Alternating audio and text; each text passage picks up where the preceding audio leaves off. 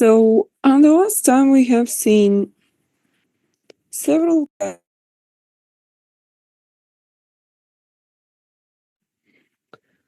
categories of machine learning methods. The first one here was classification, then for finding specific classes in the data. The second one was regression that maps a data item to a prediction variable using historical data.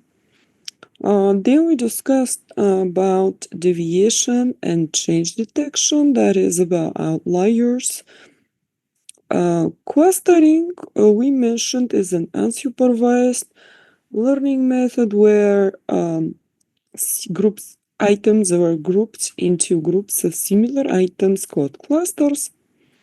In dependency modeling, we mentioned that they are correlations in between the features or attributes of our data, between the descriptions of the data, and in dependency modeling we can try to determine those correlations and how they affect the change of the variable. And summarization is when we have a very large data and would like to present only the essence or the most important results to the user. We can create summaries. Primarily, this has to do with post-analysis of the data. Well, after we obtain the results, we will sift through the data and determine the most interesting, actionable, and useful knowledge to present to the users. Out of all of the results. So let's see some examples of classification here. We can use a real-world data, for example, medical data, to determine if a patient has cancer or no cancer. So in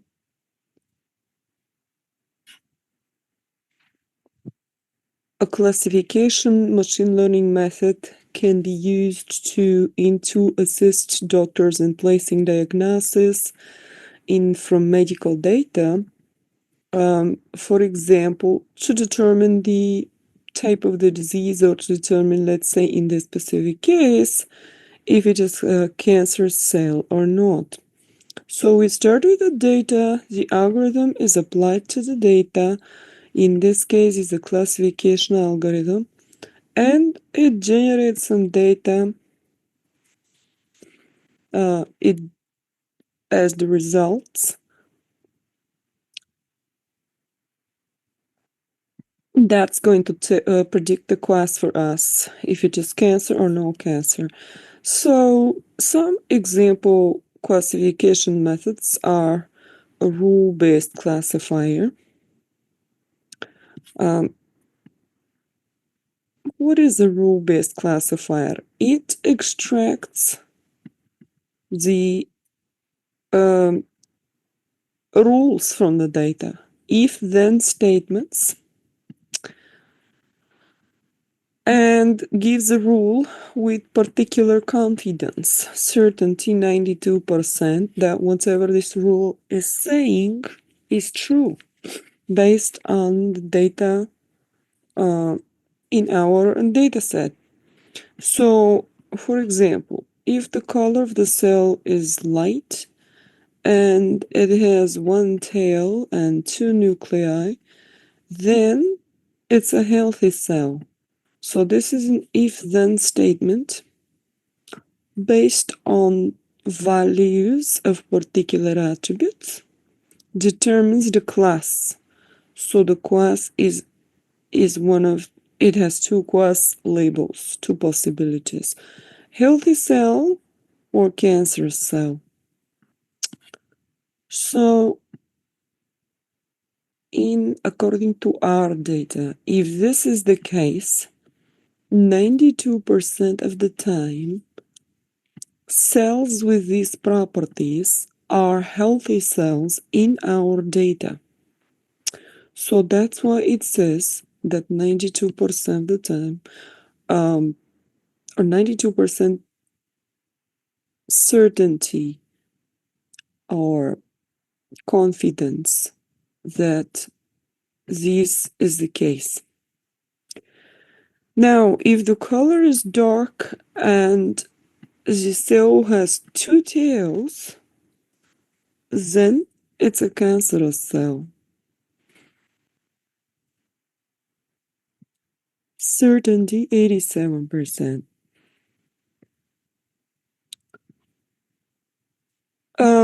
So these kind of rules are if-then statements, and this is called a rule-based classifier. Another classification method would be the decision tree. So decision tree is pretty much showing the same information as these rules here. In other words, this is the decision tree. If we are to traverse the tree from the root to the leaves, we're going to discover the rules that we have just seen. So let's say start from the top.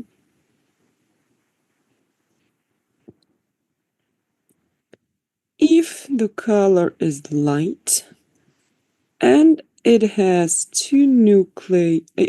one nuclei, then it's a healthy cell.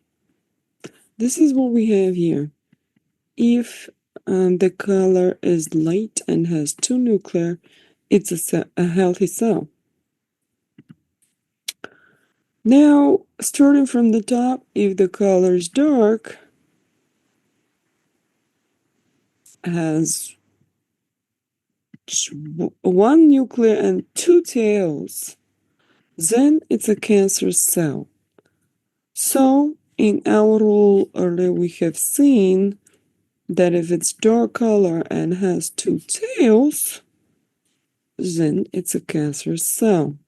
Now, we're only saying two rules here, but by traversing the tree, we can find the remaining rules. For example, color light, two nuclear and two tails is a cancer cell. So decision tree is a classifier, a classification machine learning method that learns from example that can be trained from the data, and it helps us to make decisions. So it is a decision support system in the sense that in this particular case, it can help the medical doctors to place a diagnosis.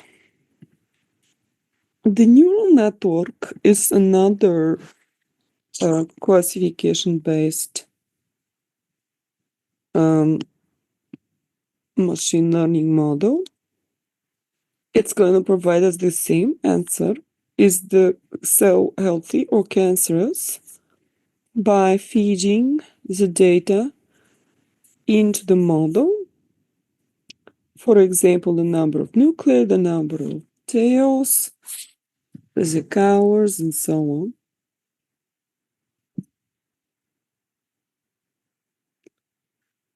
on. Machine learning, neural network is having neurons. It works on the idea of the way the human brain works by having neurons, and then they have links or connections to other neurons. And it mimics the way humans learn when they're babies and children. And so it uses the data to learn the descriptions of what is a cancerous cell and what is a healthy cell. And then by feeding a new example into the model, it will make a prediction for the given new record.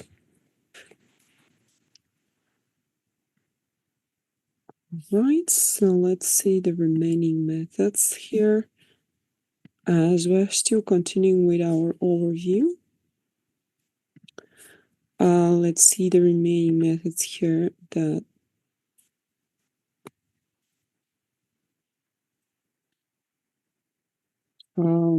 we mentioned.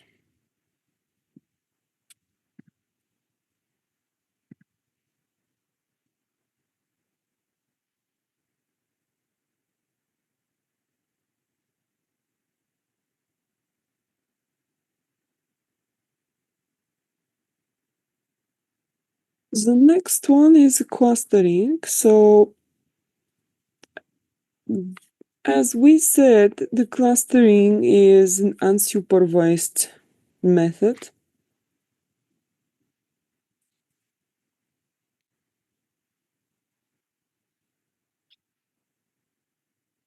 The previous methods, the neural network and the decision tree and the rule-based classifier would need to be trained. This means we have to provide them data in advance that shows examples of a healthy cell and examples of a cancerous cell, and they need to have enough number of examples so that they can understand what makes the cell to be healthy and what makes it to be cancerous and build the model. We would usually split our data into some percentage, let's say 60%, give it to the model to train it, and the other 40% test the model with this data that is new to the model that it hasn't seen. This way we can calculate the accuracy of the model by comparing the prediction model made to the actual class of that data item, because we already know what the class is, as we have saved that 40% of the original data for testing purpose. So this way we can see if the model got it right or not, and what percent of the time it got it right. And then that's going to be the accuracy of the model. With clustering, there is nothing like that, because we don't give the data in advance to the model. We just, there is no supervised learning. It's called unsupervised learning. So what it's going to do is just calculates the distance, takes one point and calculates the distance from this point to any other points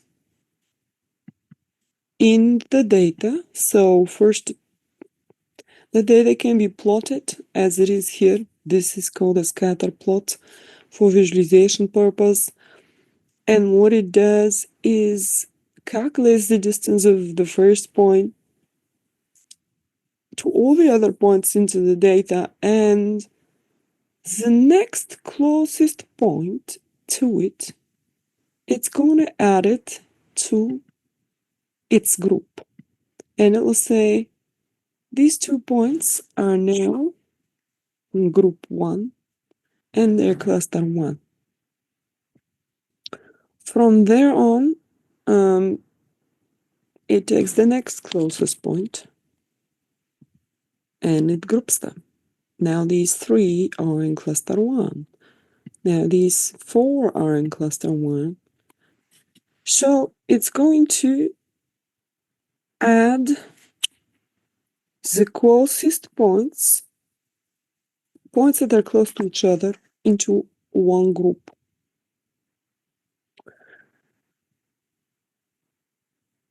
So what you see here is the yellow points will end up in cluster 1, the orange points in cluster 2, the purple points in cluster 3, and the green points in cluster 4. So we have 4 clusters that are well separated, of nearly round shape, that are visible on this visualization here. Now it will do this for it takes the first point, calculates the different distance to any other point into the data. Then it takes the next point, calculates the distance to all other points.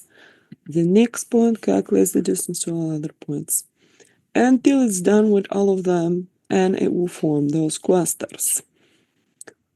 Now, there are certain methods, such as the k-means method, that require us to tell the number of clusters that we would like to have in advance.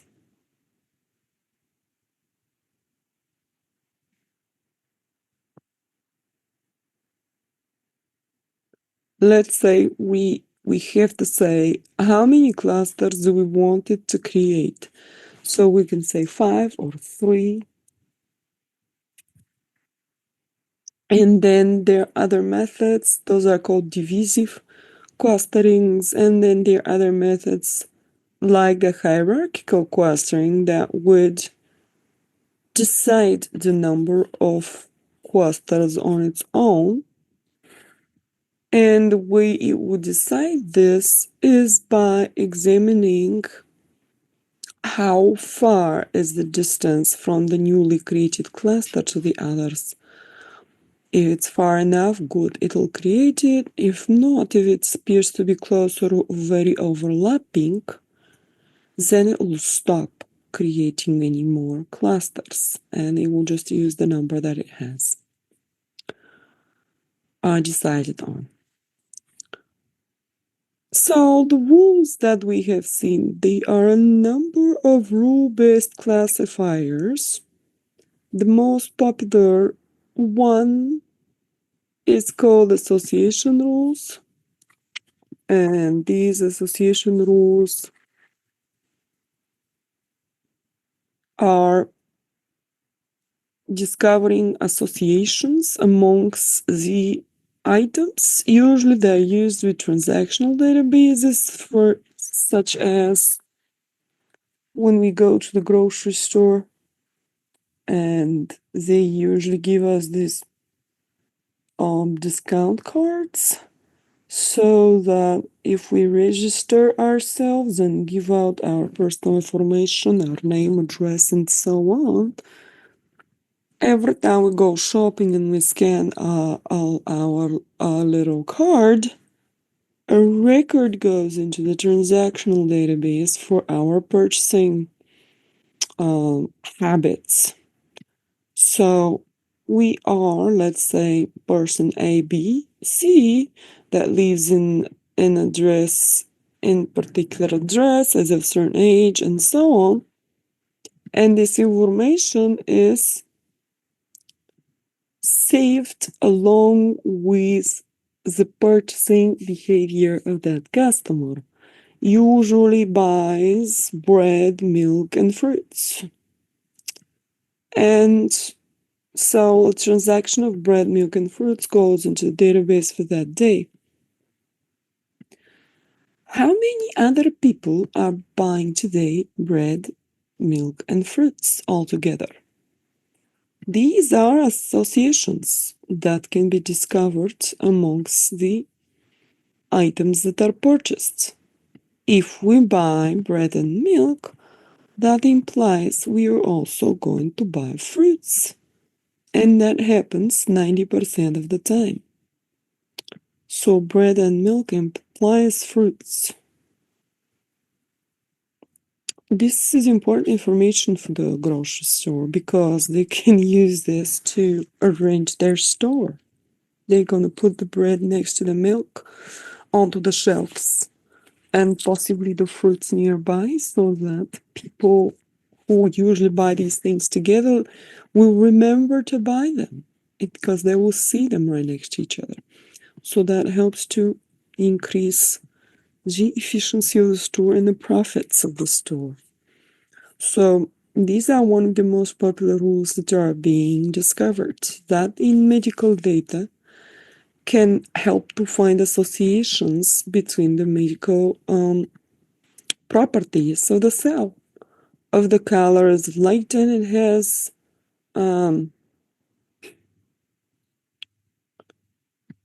one nuclei, it also has one tail. If it has two nuclei and it is a cancer cell, then it has two tails. So what you would notice here is if it has one tail, then the color is light. What you will notice here is that the then statement earlier with the decision tree and the neural network was pointing to whether the cell is cancerous or not. That is, if it has the color is light and it has one nuclei, then it's healthy cell, or then it's cancerous cell. The healthy or cancerous, the class was on the right side of the rule. In this case, with association rules, anything can be on the right side of the rule because these are not decision rules, but they're not classification rules, but they are association rules. They're just finding associations between the attribute values. We can have them point to the class attribute that we're interested in if we want to. Then they would be called decision rules. So we could pick only the ones that are pointing to the healthy or cancerous cell of what we're interested in. There are other machine learning methods that exist that are not covered in our book and course, but I just want to mention that they are existing, such as genetic algorithms and Bayesian networks. There are statistical methods, RAF set methods. There is unstructured data mining, that the data are not organized in rows and columns, but they are texts like web pages on the web or text messages people send to each other on Facebook. This kind of data is unstructured data. There are still algorithms that will learn from this kind of unstructured data. And then there are time series analysis where the timing of the data is analyzed. That is what changes occur to the data through time. For example, meteorological data. What is the weather in particular season or in particular month of the year?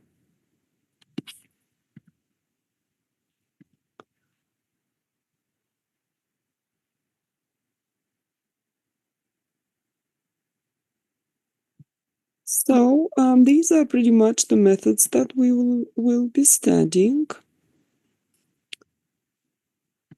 Let's discuss briefly challenges and aspects that will influence the machine learning analysis. We last time stressed that it is important the pre-processing of the data, that is to prepare the data for the algorithm, whether that's the formatting of the data, is the expecting comma separated or tab separated, is it expecting that the class attribute is in the last one, or that it has particular number of classes, that we need to do some data cleaning, that there are missing values or noise in the data. Now, what happens if the data is just too big? Let's say that we're trying to run this on our laptop, and we want to run some machine learning method like sport vector machines or regression or decision tree. And the data is just like 2 or 3 TB.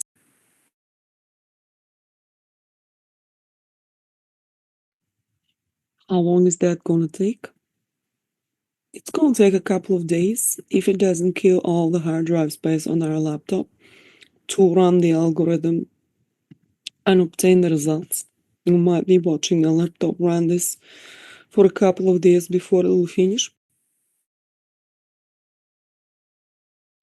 So a large data set would be a challenge that we would need to consider using like a data center machine or a cluster of computers, such as the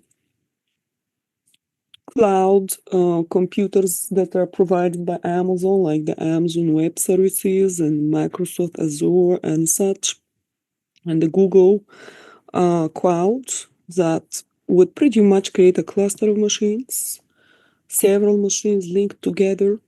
Each one would be given a small piece of the data to run in parallel so that they can produce the results in a reasonable time. Another situation that would cause the same problem to have the algorithm run a very long time is high dimensionality. So the last time we mentioned this problem briefly, we were looking at the data in our exercise in the Jupyter notebook for this class, and I said data looks good because it only has 10 attributes. It has 10 attributes and it had 20,000 records. That's pretty good. So every attribute is considered a dimension. Why? Because if we're going to plot the data into space as we have seen here, if there are 2 attributes, the first one will be on the x-axis, the second one will be on the y-axis, and this little point here, the reason why it is exactly in this location on the picture is because of its values for x and for y, and it ends up over here on the coordinate system. So that's how these are plotted into the space. If it had 3 attributes, x, y, and z, then we will have a z attribute in the depth. X and y, the coordinate system is in 2-dimensional space. If we also have z, it will be 3-dimensional space, 3D. So the point will have 3 coordinates instead of 2 coordinates. So so we will have the depth of the coordinate system as well. Now, as many attributes that we have, or features, that's how many dimensions we have. In terms of the machine learning algorithms having to calculate the distance between those points, they need to take every single attribute into consideration. So if there's too many of them, it's called curse of dimensionality or high dimensionality. That can kill most of the machine learning algorithms that we are studying, the classical ones. So there are certain algorithms that are designed for high dimensionality. Let's say the data we were looking at had 10 attributes and 20,000 records. What if it had 20,000 attributes?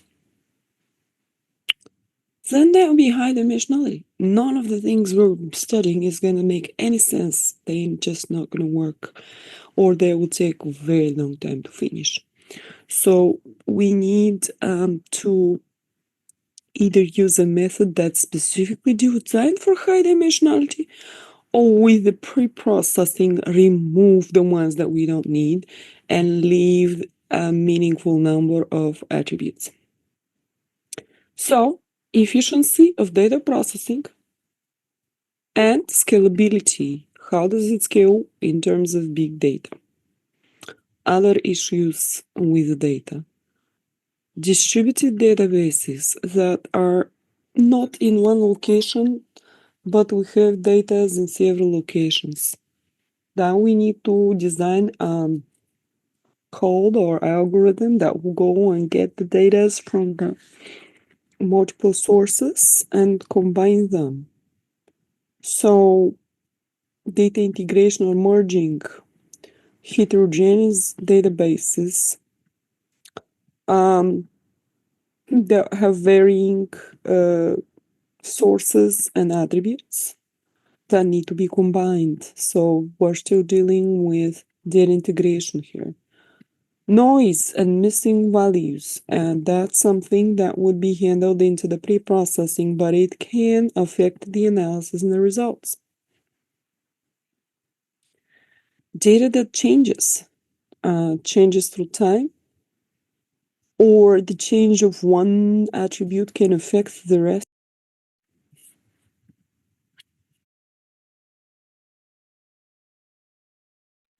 The attribute values into the data.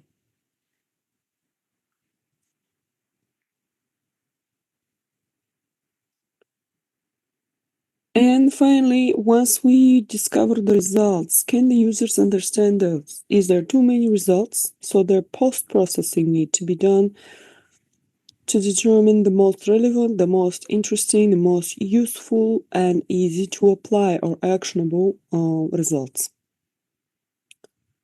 So decision lists, inference networks, concept hierarchies can be used into the post-processing.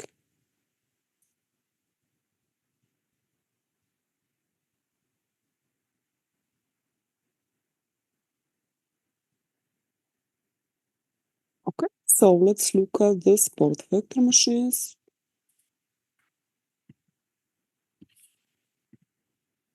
which is our topic for today.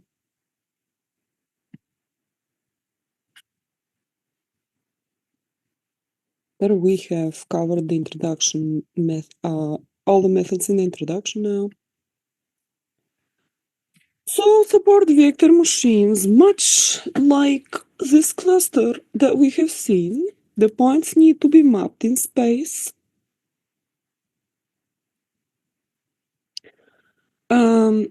They are mapped in the same way as we described earlier. Take the first point. On the bottom, we have the x coordinate on the vertical, that is horizontal axis. On the left, we have the y-coordinate or vertical axis. The point it ends up exactly here because of its value for x and y. So the two values are taken and the point is plotted into two-dimensional space. This is two-dimensional here.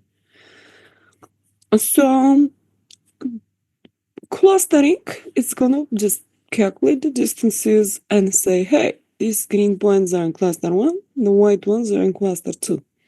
Support vector machine is trying to do the same thing. It wants to separate the points into two groups or more than two. But instead of drawing clusters around them, it wants to use a line like this that separates this two-dimensional space in a way that the points of class 1 will remain on one side of the line and the points of class 2 will go to the other side of the line. So the support vector machine wants to find the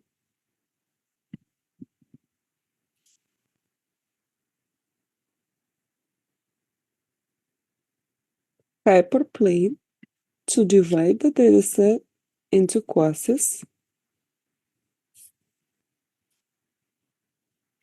And from there on, it has different challenges on how to do this because the one we have in this example, it's easy. All right, we can just draw a line right through the middle of it,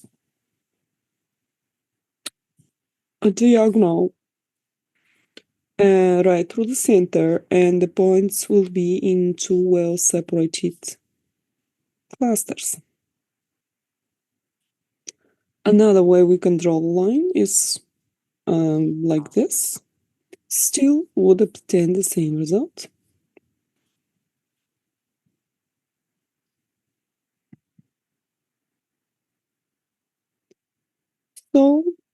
All of the lines that we see here are possible solutions using the support vector.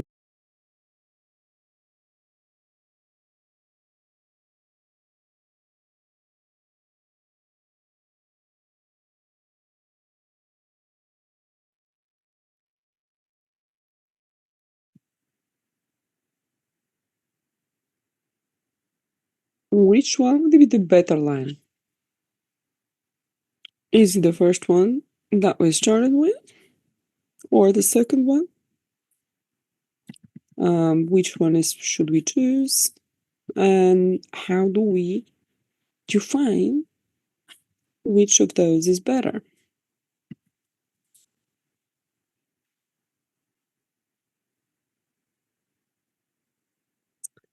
So the idea of what we want to do with this method is to find the hyperplane that maximizes the margin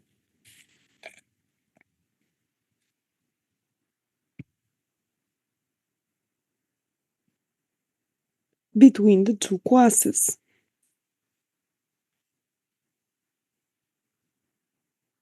That is, we want to have well-separated clusters with the biggest possible margin, this is a margin, in between them.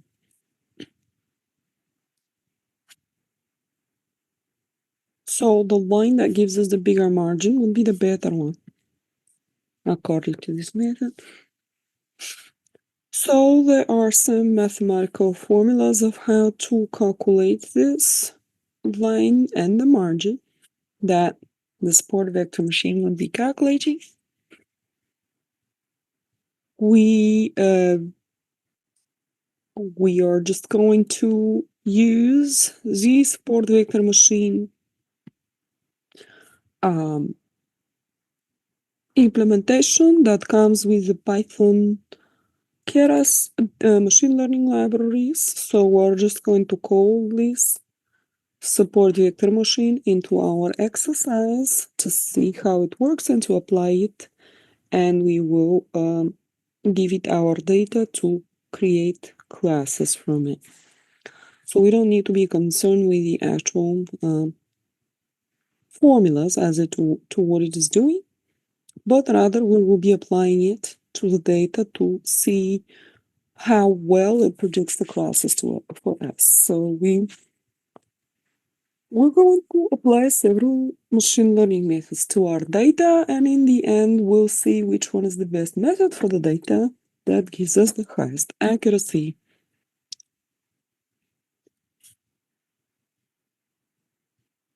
So here, two possible support vectors are found.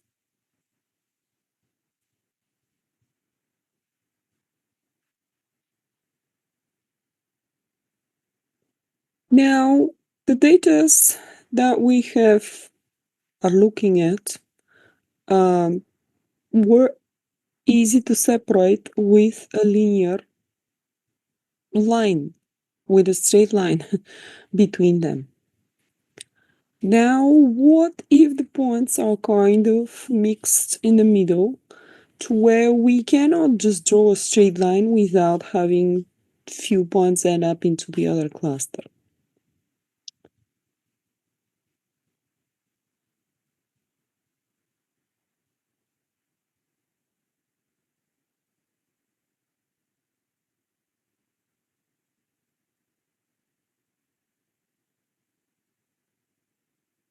So in order to solve this, we need to introduce slack variables. And we would find the lines that maximize both factors, the slack variables and the margin in between the points.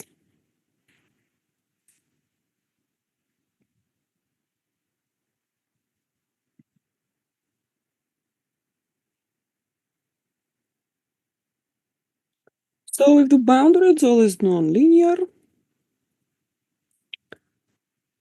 let's say we have one cluster that it looks like a circle that is in the middle of the other points. So the two clusters are overlapping or nested. They're nested into each other. The red one is contained within the blue one. So in that case, a different model would be used that's called a nonlinear support vector machine.